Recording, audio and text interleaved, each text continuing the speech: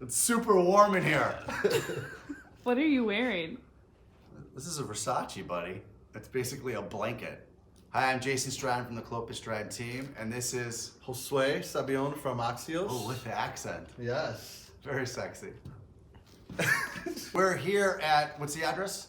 This is 3735 Wayne Street. We're doing this single residence for a client of mine, and wanted to kind of walk through with what we consider a shell gut rehab, and going through some of the important parts of the different aspects of construction, and really how to do it correctly in a way where you don't disturb the structural aspects of the original frame of the house.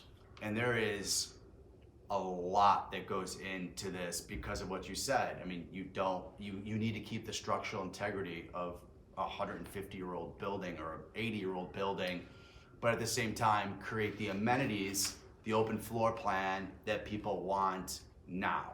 So we'll go through kind of challenges with framing, challenges with opening up and I-beaming, and also the really cool part is, which everybody wants to know, oh, I want a tall basement, and oh, it's an old building, is it gonna flood? Like, those are the main things that everyone always talks about. So let's talk about kind of when if Lori, if you could come over here, even just breaking down the basics, let's talk about what goes in to opening this up and how you frame the header and all of the lands and all the other stuff that's going on just in here. Because if I was with this, would I be presumptuous to say that this is where the building would have been originally supported? Correct. So most buildings like this are always supported about halfway through the building. Usually where you have the termination of the bays is normally where the old beams would go all the way across to the end of the house, and you would have 2x12 timbers going from one side to the other. In this project, we completely got rid of all of 2x12 timber, just to expand on that. Yep. That's going to be your truss, and it's going to be solid. It's those not are gonna be an X solid, like this. correct. And Okay. in certain aspects, you keep those, and it really depends on what the client wants. In this case, we wanted to eliminate any soffit work whatsoever. And what soffit work is any time that we have to frame out outside of our natural ceiling to cover up mechanicals or anything that we couldn't slide through. So for example, if you had solid trusses here, this pipe could not run as it runs. You would have to come down even further and run a soffit, which is basically a box that hides that pipe. So for example, even with everything that we've done in this house to avoid soffits, we're still going to have to create some in this small closet here. So you'll never see it, but this is an example of a situation where we have to run the pipes outside, and I'll explain why. So when we removed all of the 2x12 timbers here, we had to create a system for all of the trusses to sit on.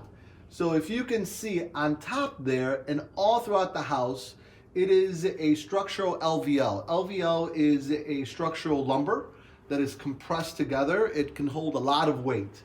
So what we ended up doing is we ended up putting LVLs with 14-inch rods with epoxy into the brick so it can actually create a system with the old foundation of this house. On top of that lumber is where we sit all of our new trusses. And you can see it better on this side here.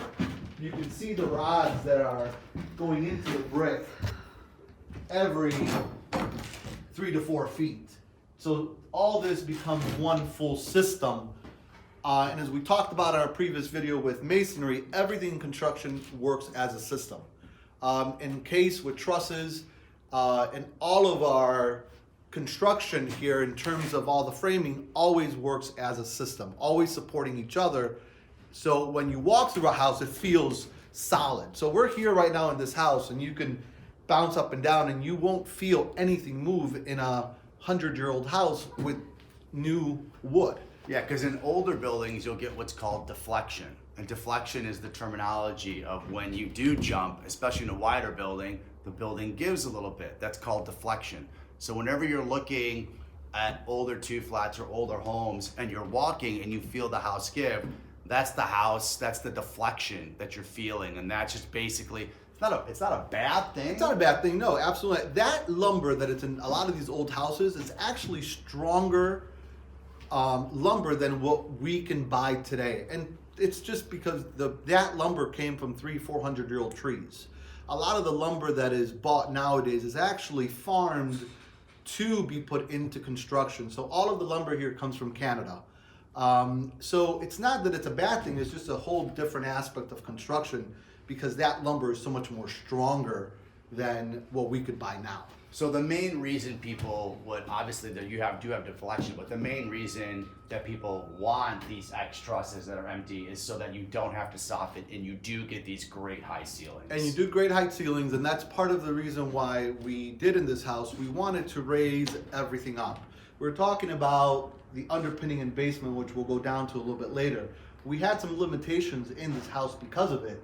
So the only option we had was to go down a little bit in the basement and then raise all the floors up. I got you. So that's why the here, windows. those windows, and I'll show you some cool stuff that we did with the designers here, which an amazing team of designers that really kind of took those aspects and said, okay, so this is a problem and this is how we're gonna solve it in a way where it works with the integrity of the house, but it also works with the design of the house, which is really important as well. Oh my God, it's so cool in here. I'm getting gas. I'm glad I got that on camera. Yeah, that I